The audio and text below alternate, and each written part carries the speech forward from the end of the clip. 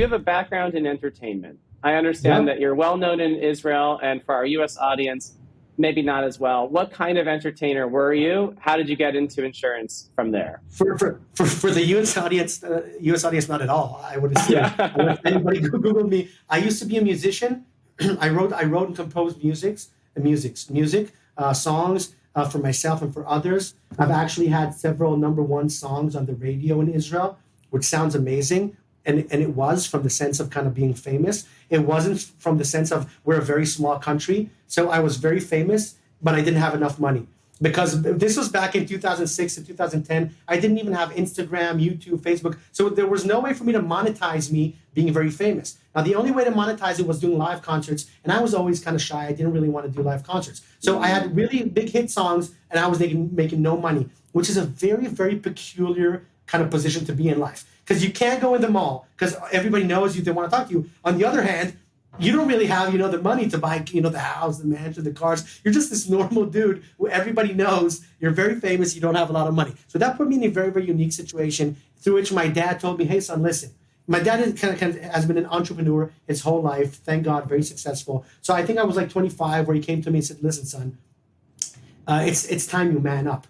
Get out of my house. Start doing business. This is what I taught you. I taught you entrepreneurship. Go do entrepreneurship. And if you would ask 25-year-old Ifty, who was a singer-songwriter, and then I forgot I had my own TV show. I had a children's show on kind of Israel's most popular Israeli TV show. So I was extremely famous. Not enough money to support that, and my dad kind of put me out of the house. So I thought to myself, okay, I got to make a change in lifestyle.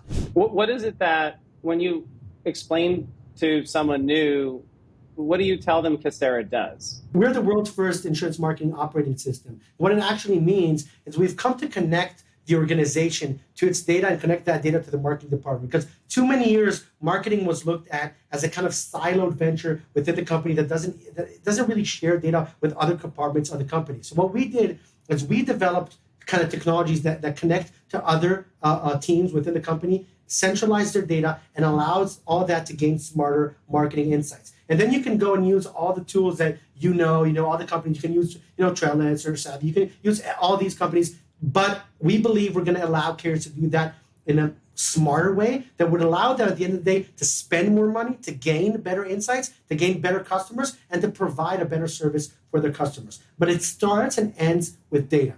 What kind of data are you collecting? How are you storing it? How are you using it? How are you driving insights from it? How do you connect underwriting data to policy management data, to claims data, to marketing data, right? How do you connect that whole organization, which is usually fragmented to different departments and siloed? How do you create a holistic view, which is very, very valuable for the organization? That is what Kissterra is. So given how slowly insurance companies do move, and that I don't think anyone in this country, or maybe yours, has the impression that therefore insurance is exciting and hot and sexy to be in. How have you persuaded 70 people to join you on this mission to support this industry? I actually think on the contrary, I think that insurance is hot and sexy, and I think interesting was the third thing, because there's nothing sexier in the world, listen to me, than opportunity. Opportunity is the sexiest thing alive. Okay, entertainment, glam, maybe gambling, maybe things that kind of seem more glamorous to people or maybe more interesting on the kind of surface level, but it's been done. It's been done repetitively by everybody. There's nothing to do there.